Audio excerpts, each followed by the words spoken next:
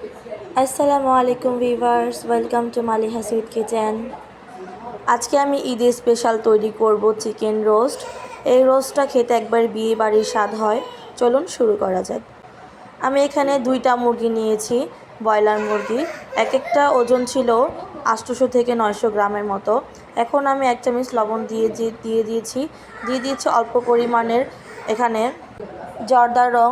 আপনারা চাইলে এখানে মরিচের গুঁড়োটা ইউজ করতে পারেন। এখন আমি এটা হাত দিয়ে ভালোভাবে এটা মিক্সড করে নেব। দেখতেই পাচ্ছেন আমার একটু অরেঞ্জ কালার এসেছে, কিন্তু ক্যামেরার মধ্যে এরকম দেখাচ্ছে। আমি এখানে একটি প্যানে তেল দিয়ে দিয়েছি 2 কাপের মতো। এখন আমি 1 কাপের মতো পেঁয়াজ দিয়ে দিয়েছি। এখন এটা বেরেস্তা করে নিব।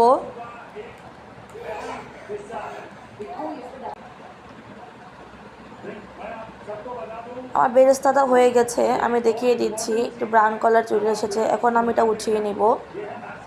আমি একই তেলে এখন চিকেনগুলো দিয়ে দিচ্ছি ভাজার জন্য।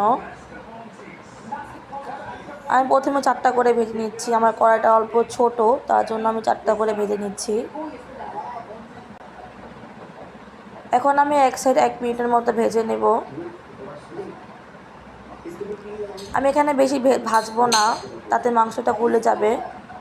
আমি একটু আমার ভাজা হয়ে গেছে অপর সাইড, আমি এখানে উল্টিয়ে দিচ্ছি।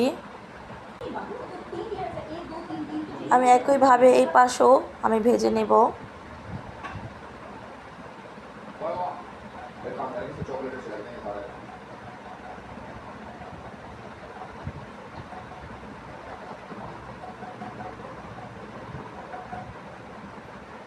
আমার ভাজা হয়ে গেছে, এখন আমি নামিয়ে নিব।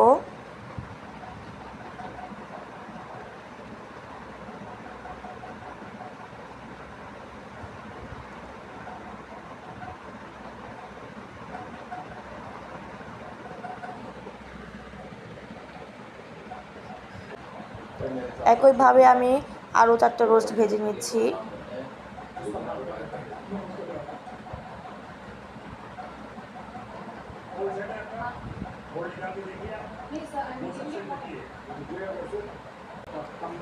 আমার ভাজা হয়ে গেছে, এখন নামিয়ে নিয়েছি। এখন আমি এখানে 2টা দারচিনি, 3-4টা এলাচ, 2-3টা লং আর 2 তেজপাতা ছিঁড়ে দিয়েছি। এখন সুন্দর একটা অ্যারোমা আসার পর্যন্ত আমি এটা ভেজে নেব।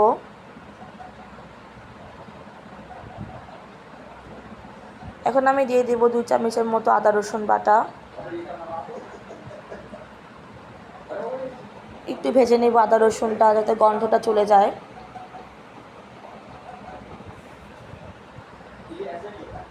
এখন দিয়ে দিব আমি এক কাপের একটু বেশি পেঁয়াজ বাটা। আপনারা চাইলে এখানে পেঁয়াজ কুচি ইউজ করতে পারেন, আমি এখানে পেঁয়াজ বাটা ইউজ করছি। এখন পেঁয়াজটা ভালোভাবে এটা কষিয়ে নেব।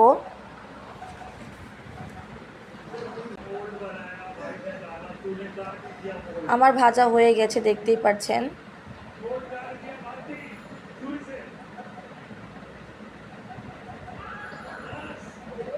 এখন আমি দিয়ে দিচ্ছি এখানে 3 টেবিল চামচের মতো পেস্তা বাদাম আর কাজু বাদাম বাটা। এখন আমি এটা 1 মিনিটের মতো ভেজে নেব, যাতে বাদামে এটা কাঁচা গন্ধ থাকে সেটা চলে যাওয়ার জন্য আমি এটা ভেজে নিচ্ছি। আমার ভাজা হয়ে গেছে, দেখতেই পাচ্ছেন উপরে তেল উঠেছে। এখন আমি দিয়ে দিচ্ছি আধা চামচের মতো গরম মশলা। আমি গরম মশলা ঘরে তৈরি করেছি, রোস্ট করে সব করে ব্লেন্ড করে নিয়েছি। এখন আমি দিয়ে দিচ্ছি কালারের জন্য 1 চামচ মরিচের গুঁড়ো। আমি এখানে রোস্টেড মশলা ইউজ করছি। আমি এখানে সবটুকু মশলা দিয়ে দিচ্ছি। এখন এটা ভালোভাবে নাড়িয়ে এটা কষিয়ে নেব। আমি এখানে কোনো পানি অ্যাড করব না, আমি এভাবেই তেলের ভিতরে কষিয়ে নেব 1 থেকে 2 মিনিটের মতো।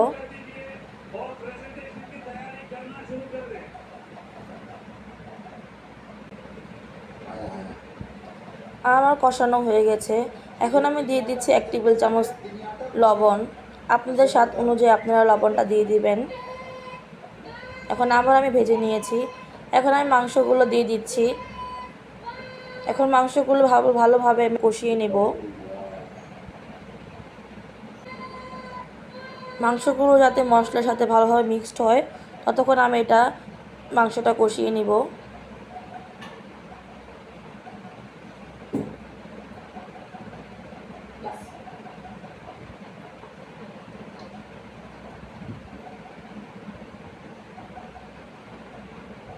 এখন আমি ঢাকনা দিয়ে এটা ঢেকে দেব।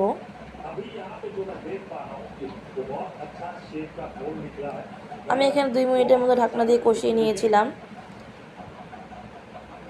আমি এটা এখন নাড়া দিয়ে দিচ্ছি।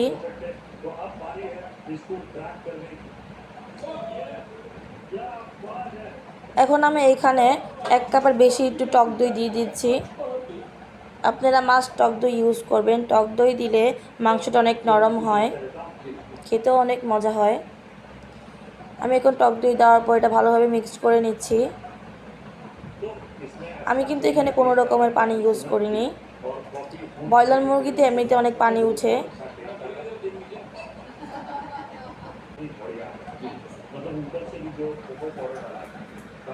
এখন আমি দিয়ে দিচ্ছি 1 গ্লাস গরুর দুধ। আপনারা চাইলে এখানে পাউডার দুধটা ইউজ করতে পারেন। আমি এখন এই গরুর দুধ দিয়ে চিকেনটা সিদ্ধ করে নিব।